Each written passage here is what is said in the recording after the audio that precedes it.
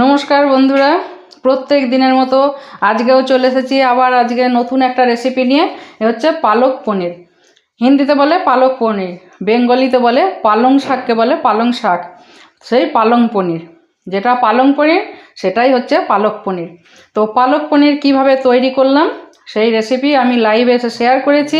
যদি কোনো নতুন বন্ধু এসে থাকেন তো লাইক করবেন রেসিপি যদি ভালো লেগে থাকে, আর যেন সাবস্ক্রাইব করবেন।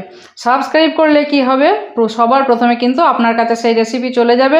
তার সাথে করেছি আমি হাতে তৈরি করা রুটিটা একটু খেয়ে দেখেছি অবশ্য।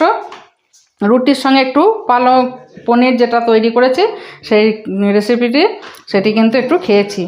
তো এই যে হাতে গড়া রুটির সঙ্গেই তো যাবে পালক পনির, আর খেতে তো অসাধারণ লাগবে। তারপর লুচি, পরোটা, লাচ্চা পরোটা সবের সঙ্গেই যাবে।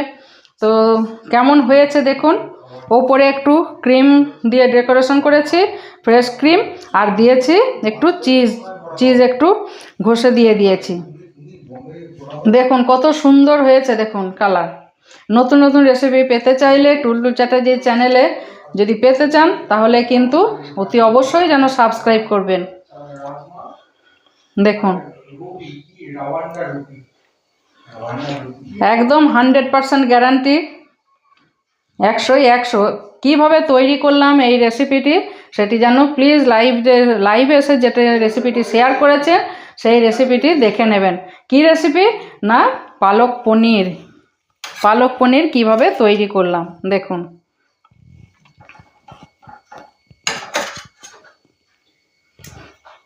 পনির ভর্তি পনির আছে, এতে পনির একটু না থাকলে তো ভালো লাগবে না।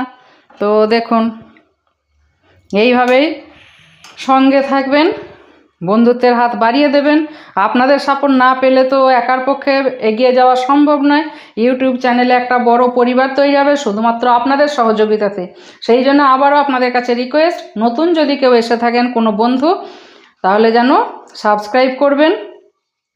আর এই গরম রুটির সঙ্গে কিন্তু জমে যাবে একদম, হাতে গড়া গরম রুটি অসাধারণ একবারে। এই সব ছড়ানো ছিটুনো এখন সব রয়েছে, চারিদিকে সব ছড়িয়ে আছে। একটু বাটারও আজকে ব্যবহার করেছি, দিতে হয়েছে।